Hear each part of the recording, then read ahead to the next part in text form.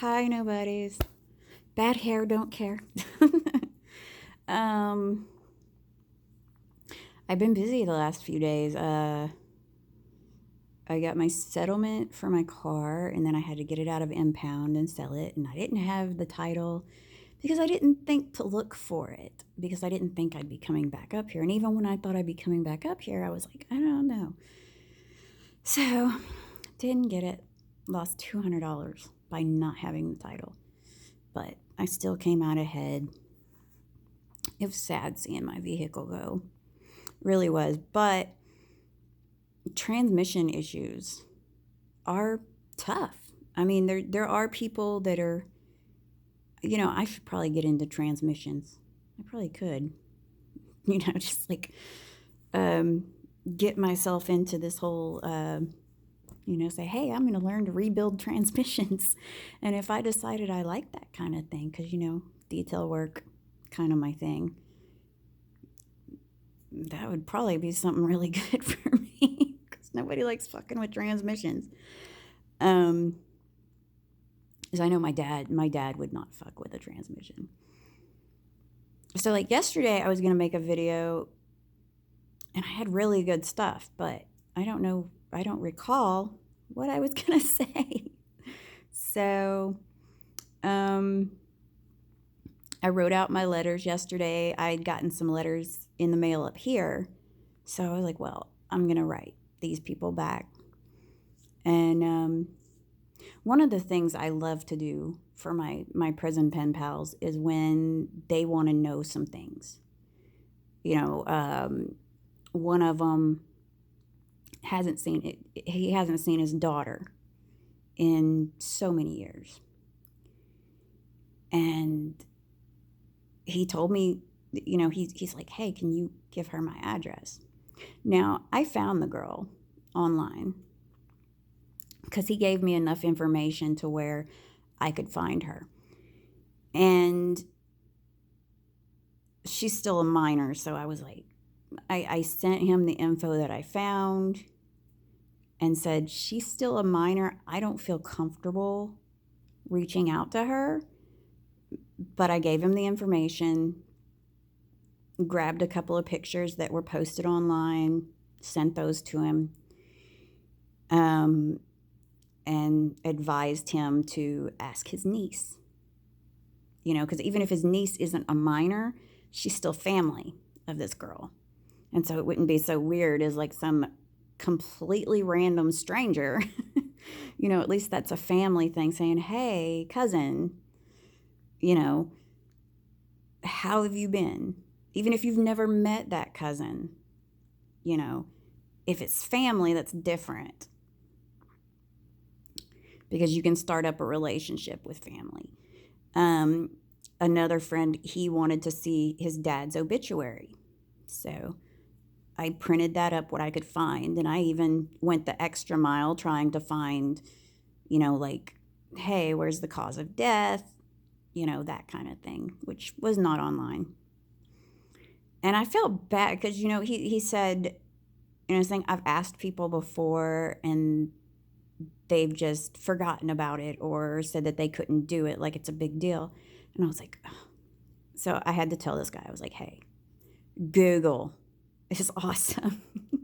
And people forget about Google.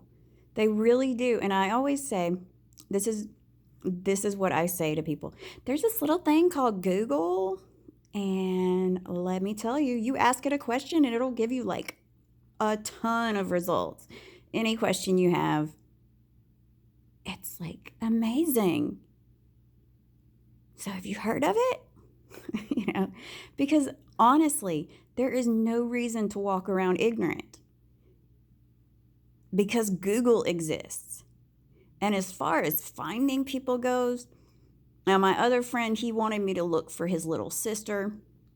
She's a minor, and we're talking like 12 or 13 years old, so she doesn't really have an online presence. He didn't tell me about her mom to where I could like look up the mom and maybe get a picture, maybe reach out to the mom and say, hey, which he didn't want me to reach out to this girl at all because he doesn't want her to know her brother's in jail. She probably already knows. you know. But, um, the thing is I told him, I was like, she doesn't have an online presence, really. If he wants me to look into it, he's got to give me more information about, like, who she lives with, who's in her life. When I get to do something like that,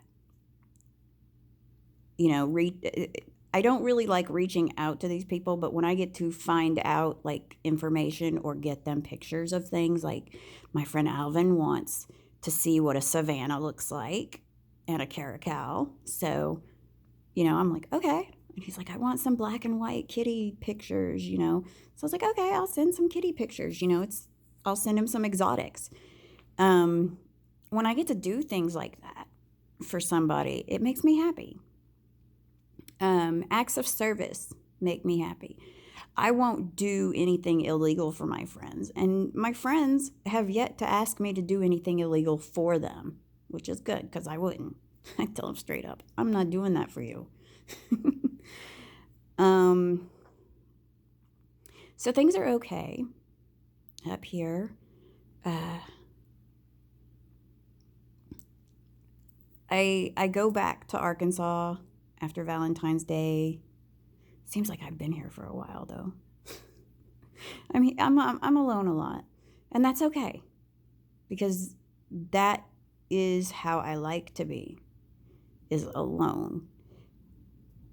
The only issue I have is that, there are times when I want to go do things, and since I don't have a vehicle, that leaves it up to depending on somebody to cart me around, which means I have to ask.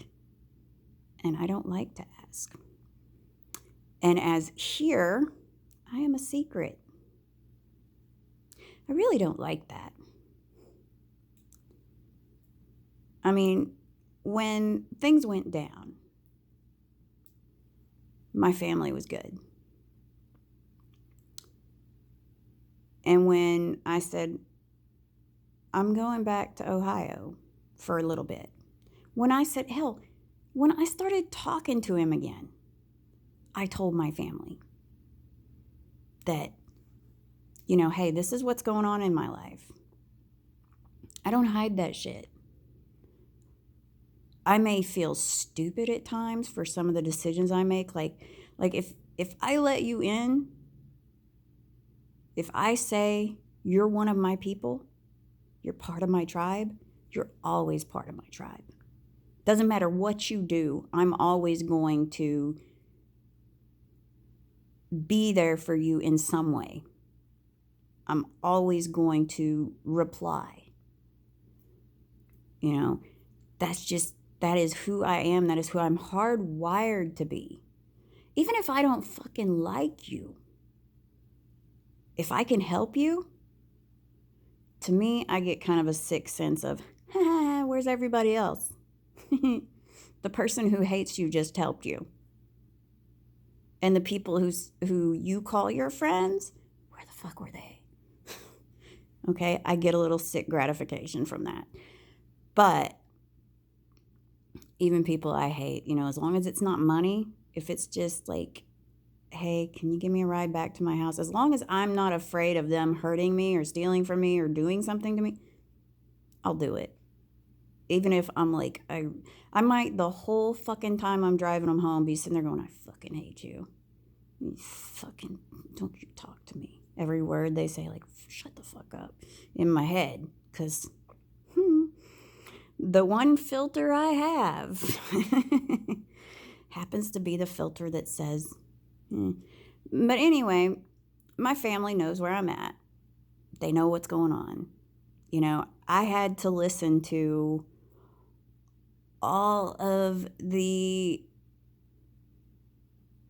you realize you're crazy, right? You know what this person put you through. I don't want to see you crying again. I don't want to hear you crying again. Do you know how hard that was for us? And, just hearing like all of these people, with their misgivings, but, taking it all in stride, not telling them butt the fuck out, because I'm not going to say that to somebody who I know I know that these people genuinely care about me and they want me to be happy and they want good things for me. So when they tell me they've got a problem with a decision, I don't look at it as butt out. It's my life. No, I look at it like, hey, I'm somebody that they feel they can say that to. They know me well enough to know that I'm not going to be offended as long as they don't flat out say, you're a fucking idiot, and like mean that like I'm mentally retarded. I mean, I'm emotionally retarded. I'll give that. And I am mentally imbalanced. Like I take pills for that. But as long as they don't insult my intelligence, I mean, logically, I can see where they're coming from, that they have my best interests at heart. But it's their determination of my best interest. And don't think that I don't see the logic in so much of what I've heard.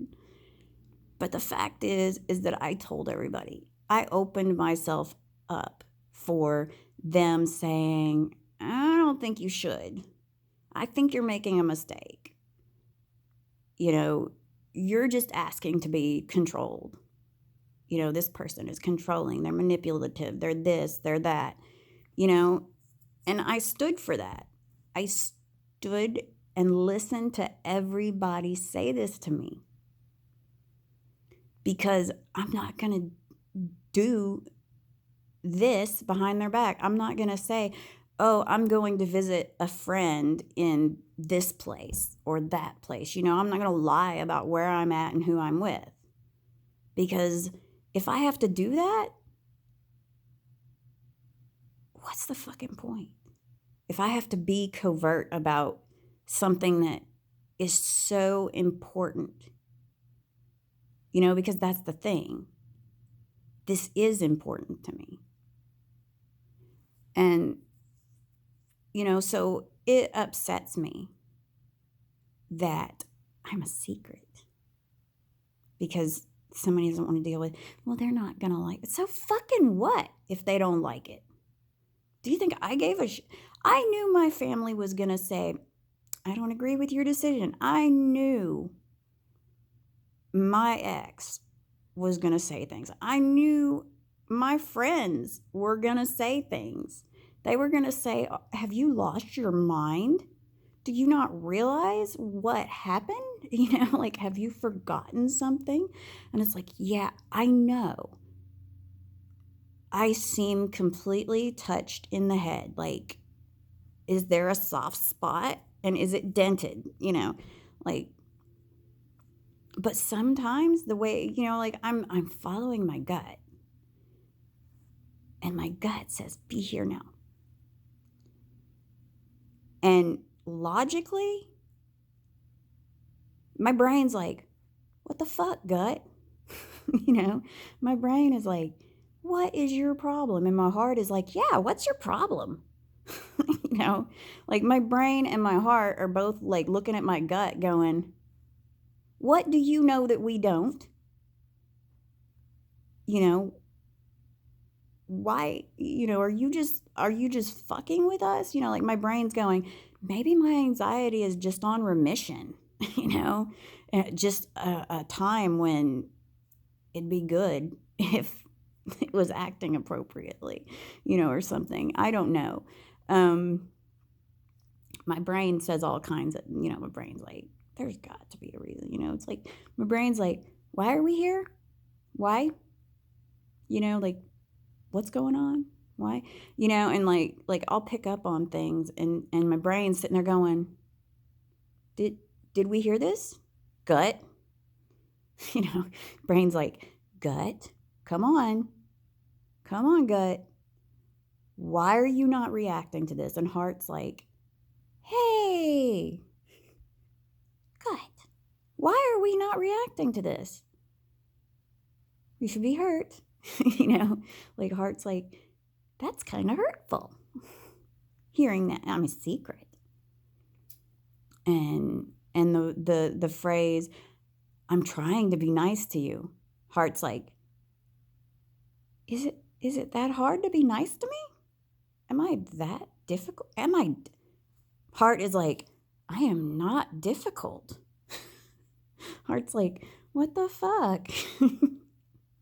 I am not difficult. You're trying to be nice to me? You're trying to. Like I'm a bitch and it is so hard to be nice to me. And then my brain is like, maybe gut just likes a challenge. Maybe gut says, hey, nobody's ever seen me like this, and I can't let that sit. I cannot let that stand. That somebody thinks this way about me. I gotta change their mind. Of course, gut doesn't really think, right? Gut's not a thinker. Gut is just like an intuition thing, right? So I don't know why I'm here. I really don't. Except that my gut says, be here. Gut says, do this, do that. And the thing is every time, like whenever it came up, like to come up, gut was, when I would think, yes, gut was cool with that. When I would think no, gut would say no. Gut would react. And so I was like, okay. But his brain, is there some like subconscious part of my brain like affecting the gut and saying, bad decisions abound? That's the thing. I've never felt like that. Like where I don't know why I feel the way I do. I don't know why I'm here. Except, and it makes me feel really stupid when I say gut says be here. Gut says this is where I'm supposed to be, and I've got no good mental, logical, analytical, this is why. This is the benefit. This is the motive. Nothing. It's like, why? I don't know. I honestly don't know. But I know health-wise, doing good. Okay, now this last little part. Well, one of the last little parts. This is for somebody specifically that I know watches me. Last night I had a burrito supreme for dinner, a Frito burrito, that was a big thing, and a cheese roll up for dinner. And then I came home and had cheesecake. And so I ate quite a bit yesterday, just so you know, like I'm not starving myself or anything like that. Okay, that being said, I'm going to close up now with what I always say, which is every moment is an opportunity to turn things around. So take the time, reframe the negative thoughts. Try, just if you don't believe me about positivity, just try it. Now, granted, if you just try it on something big, like somebody's died or your boyfriend just dumped you, or, like something catastrophically bad has happened in your life, it's not going to work. Try it on something small, to try to see another point of view. Maybe it's not rejection. Maybe it's not karma. Maybe it's just not meant to be. Maybe, your car broke down. Well, maybe the bridge you were going to drive on is going to collapse. Maybe you would have had a car wreck if your car would have gotten on the road on time. Maybe being 5 minutes late saved your life. Now, you have no way of knowing if that's the case. You have no way of knowing because, it didn't happen. But the fact of things is that there's a lot of sliding doors in our life. And if you're not familiar with that term, there's a movie called Sliding Doors where you get to see two outcomes for this woman of her life. One where she catches the subway car, and one where she doesn't catch it on time. And I think that a lot of us have that. Another way to look at it is like 9/11. I'm sure that there were people who had just horrible luck that morning and didn't make it to the World Trade Center, and they were supposed to be there. But they weren't.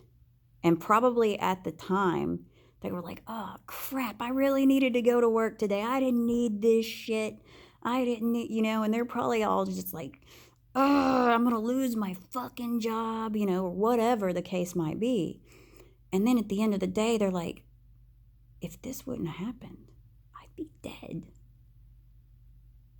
Quite possibly, Now, I mean, it wasn't a foregone. Some people that were there did not die. Just like if you missed your flight, well, look what happened, Now, granted, it doesn't make sense that some people were on there. What did they do? Why couldn't they have missed the flight? Because some people have to have those near misses and some people have to hit. There's no rhyme or reason to it, nothing that would make sense to us. We are simple creatures. So I say just try to reframe that, like when shit's not working out, you're running late, or your car won't start, or your kid is sick and you got to take off from work. Maybe that saved you from something worse. Maybe that little aggravation has saved you from a catastrophe.